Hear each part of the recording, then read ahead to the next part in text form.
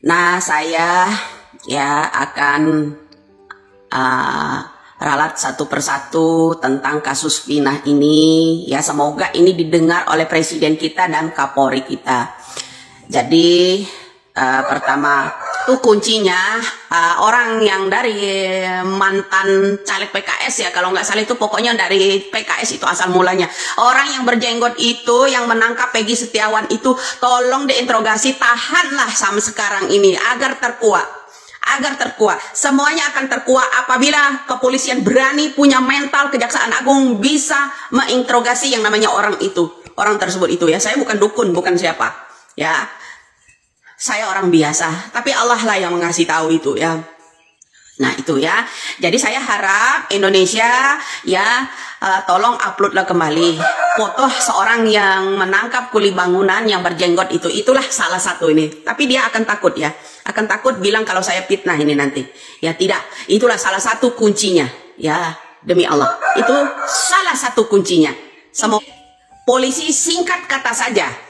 Semoga ini omongan saya ini sampai ke telinganya Bapak Presiden. Hukum ini tolong jangan dikorbankan kuli bangunan, jangan dikorbankan orang yang di penjara itu. Betul, mereka itu dibayar. Salah satunya yang bertahi lalat itu.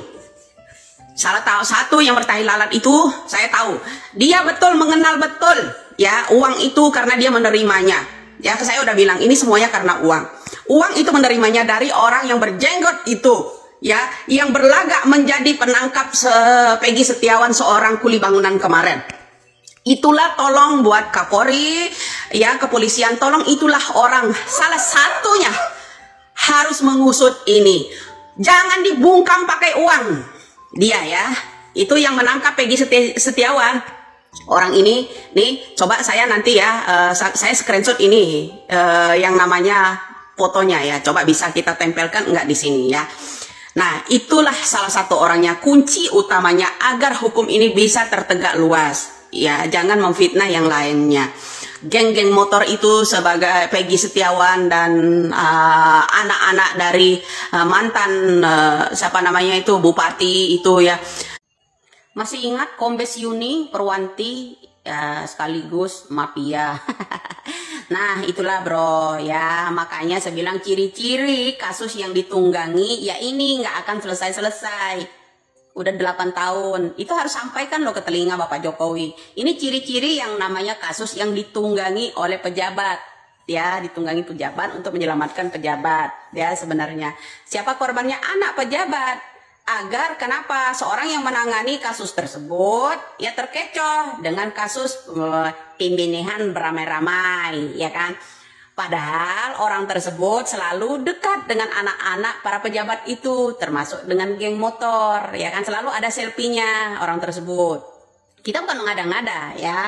Jadi masih ingat ya, semuanya ya masih ingat lah ya seorang kombes yang namanya Purwanti pada waktu itu ya, bandar narkib tersebut. Nah itu bro ya, jadi makanya saya bilang jangan terkecoh kalian, terkecohlah dengan suap menyuapnya ya. Inti dari semua itu hari ini saya beranikan diri ya berbicara. Kenapa ya kita ya rilis kembali soal dulu ada bandar yang namanya Corby di zamannya SBY, lolos pulang ke Australia, tidak dikenakan hukuman apa-apa di negara ya kan. Nah seharusnya is dead kan. Nah itu bro, itu salah satunya di zaman SBY berkembang biaknya bandar-bandar ini ya, sampai sekarang udah mendaging, udah keenakan ya kan. Nah kedua yaitu yang namanya itu Rudiana bapaknya Eki ya, mengetahui ini kasus bandar ini ya, maka anaknya lah jadi sasaran. Kenapa beliau juga minta kasus itu ditutup? Sebenarnya memang nggak ada kaitan karena anak-anak geng motor itu dibayar ya kan.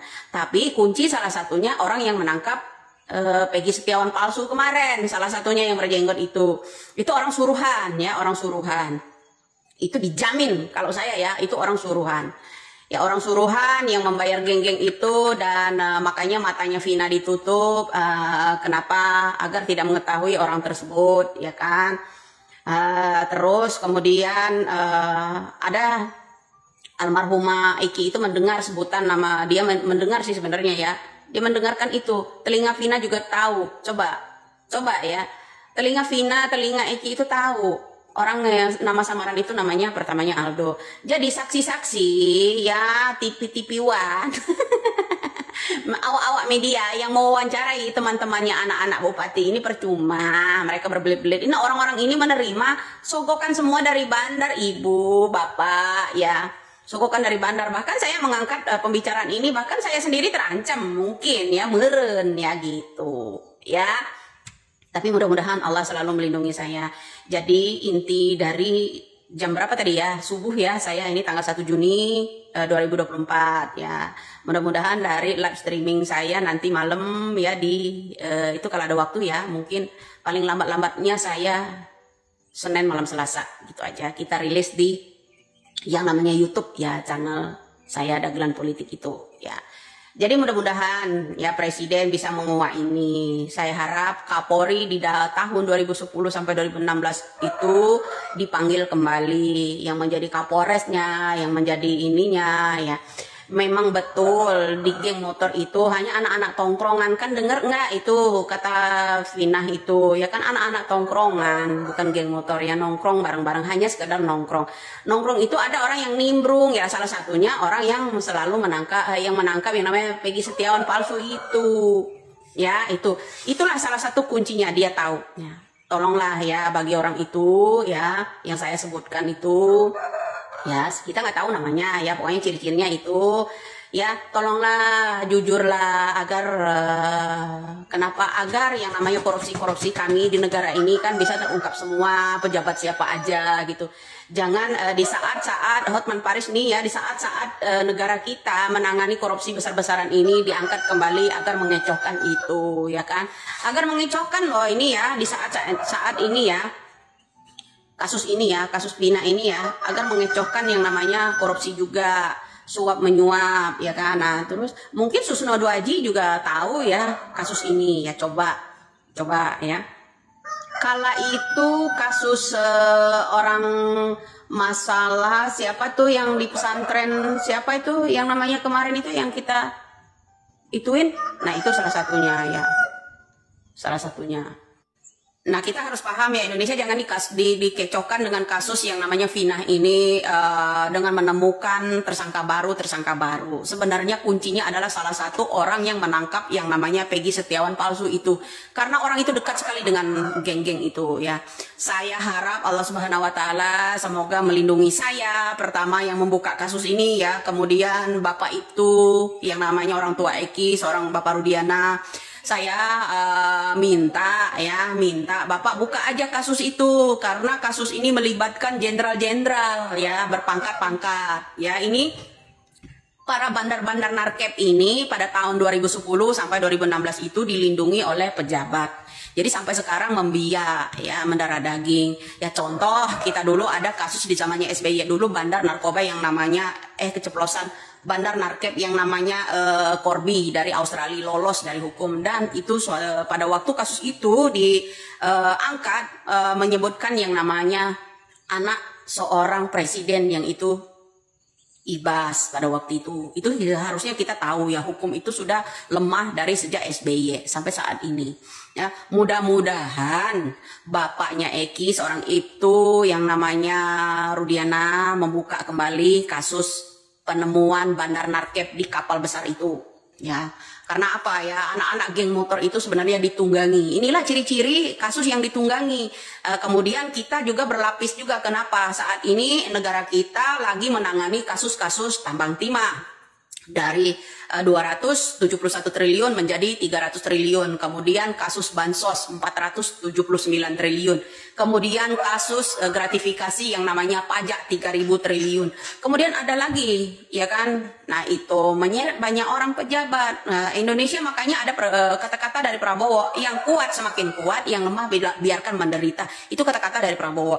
Waspadailah bro, inilah cara-cara hukum mental yang ada di Indonesia ini yang sangat lemah. Jadi ciri-ciri kasus yang ditunggangi yaitu ini, melibatkan banyak orang, yang dikorbankan siapa aja ya, diundang sana di televisi swasta, diundang sini. Aduh, ini mengecohkan juga karena kasus korupsi lagi marak saat ini juga ya. Kenapa?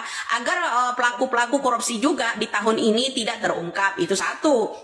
Kemudian yang saya heran ini pejabat-pejabat melindungi sesama temannya, bro. Ada juga orang yang komen di situ kan, baikkah Sambo itu dikeluarkan atas penanganan kasus Vina ini? Sepertinya bagus juga idenya, ya, kalau menurut saya. Kalau seandainya Bapak Sambo itu dikeluarkan mengangkat kembali kasus yang namanya Bandar Nerkep ini, tahu dia karena kasus itu tahu. Pak Sambo tahu banget ya pada waktu itu. Jadi bagus juga sih idenya. Ya, jadi jangan terkecoh ya rakyat Indonesia dengan kasus Vina, penemuan baru, orang-orang mirip, ada yang di Taiwan, ada yang di Singapura dan sebagainya pelakunya.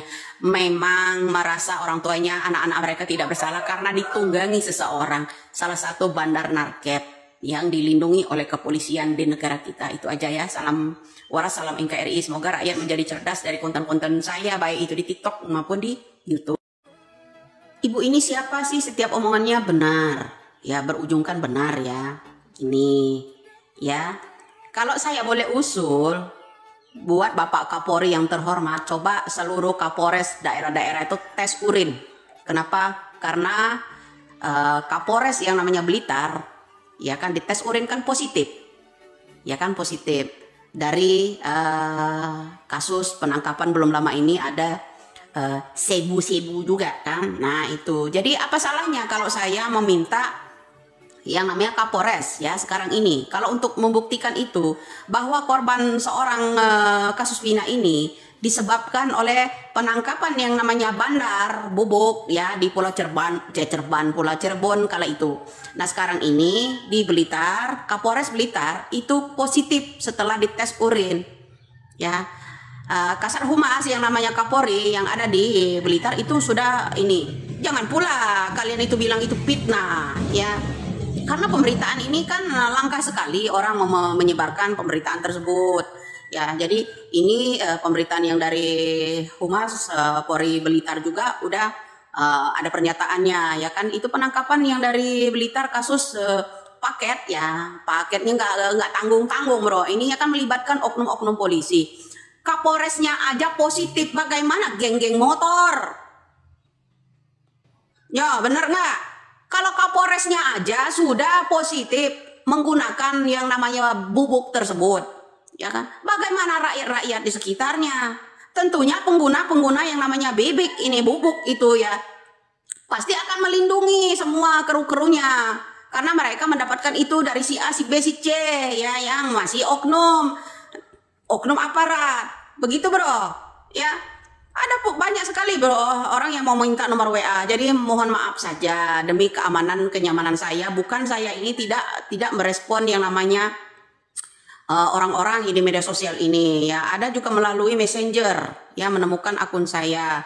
Kemudian ya terutama di konten-konten ini ya 371 orang meminta WA saya. Bayangin ya. Orang yang mau minta ini ke saya itu, DM ke saya itu ya, jumlahnya yang belakangan ini aja 371. Minta WA untuk apa? Ya kan, pengen tahu siapa saya? Ya sudah, cukup aja tonton di YouTube-nya channel Dagelan Politik.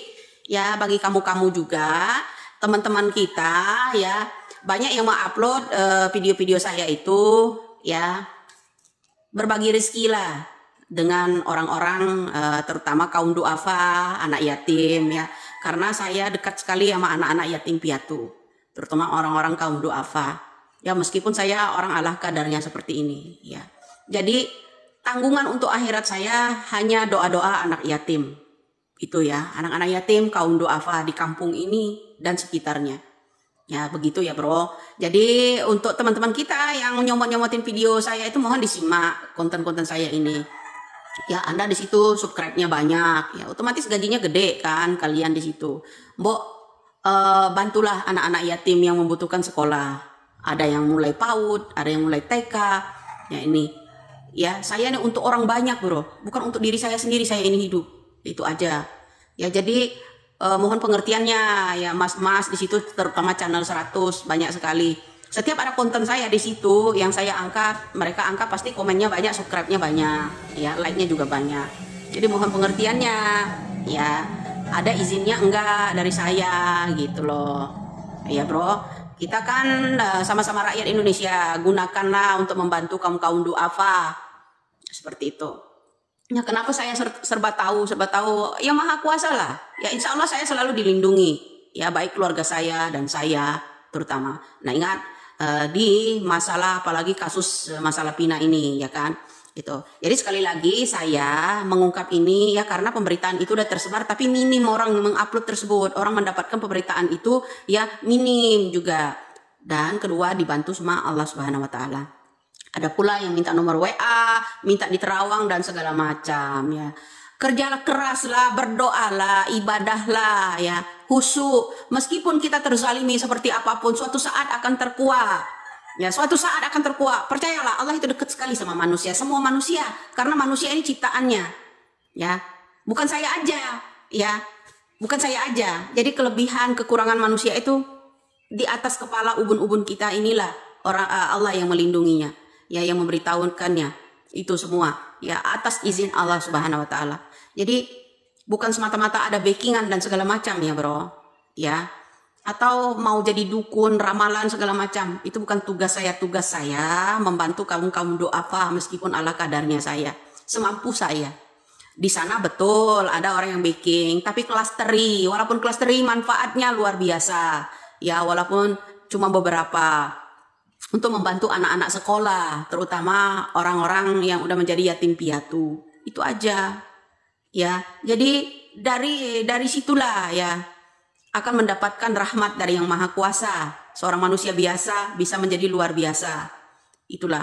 Ya, semoga saya selalu dilindungi. Jadi mohon maaf juga buat netizen semuanya yang DM sampai mencapai 371 untuk yang meminta WA aja. Jadi saya memohon maaf ya. Jadi karena demi kenyamanan, keselamatan saya dan keluarga itu ya. Ya Mbak boleh bersaksi enggak di sana? Saksi-saksi itu udah banyak dihadirkan di sana. Tapi saya berharap semoga Kapolri ya menginstruksikan kepada anak-anak buahnya di setiap daerah itu benar-benar jujur ya. Kemudian Kapolri, Bapak Listio Sigit, saya mohon setiap Kapolres, anak-anak buah Bapak di setiap daerah mohon dites urin ya, dites urin. Kenapa? Karena seorang Kapolres aja banyak istilahnya yang dari Blitar aja itu udah positif. Karena penangkapan belum lama ini juga ada yang nggak tahu juga ya, ada penangkapan di daerah Blitar itu paketnya nggak tanggung-tanggung pula bro ya, banyak sekali. Ternyata Kapolresnya yang melindungi itu, Kapolres yang dari yang namanya Blitar positif. Saya ini bukan membela itu dan ini, pencari kebenaran. Lawan kita, lawannya ya harus orang yang tidak benar. Artinya penegakan hukum yang tidak benar inilah lawan kita. Ya lawan bersama, bukan saya sendiri. Ya, bukan saya sendiri. Itu ya harapan saya Indonesia banyaklah lahir orang yang berani melawan orang-orang yang zolim, penegak hukum yang tidak adil. Ya lawan kita ketidakadilan, makanya itu ya ketidakadilan. Ya kok hukum buat orang-orang rakyat biasa ini ya pasalnya dikenakan ini langsung dibuatkan pasal baru dan ini. Kemudian hukum untuk akses internet juga undang-undang RUU untuk akses internet untuk masyarakat banyak juga harus diputus. Kemudian hukum untuk mereka tidak berlaku. Ini organisasi ya, apalagi gitu loh. Ini sambungan dari Orde Baru jilid kedua, lebih parah lagi bro. Ya kalau dulu ya bangkai-bangkai manusia ditemukan hutan-hutan yang seperti ini. Kalau sekarang menculik, itu urusannya. DPR juga jangan bungkam, MPR juga mengesahkan undang-undang itu ya kan harus disodorkan juga kan ke MPR. Tab berapa, nomor berapa, pasal berapa. Ya kan harusnya MPR juga harus melek. Jangan rakyat-rakyat kecil yang dikorbankan. Itu saja sih. Salam NKRI, salam ini. Mudah-mudahan semua Kapolres saat ini itu ya di setiap seluruh daerah, tingkat daerah, kota dan lainnya itu dites urin. Saya harap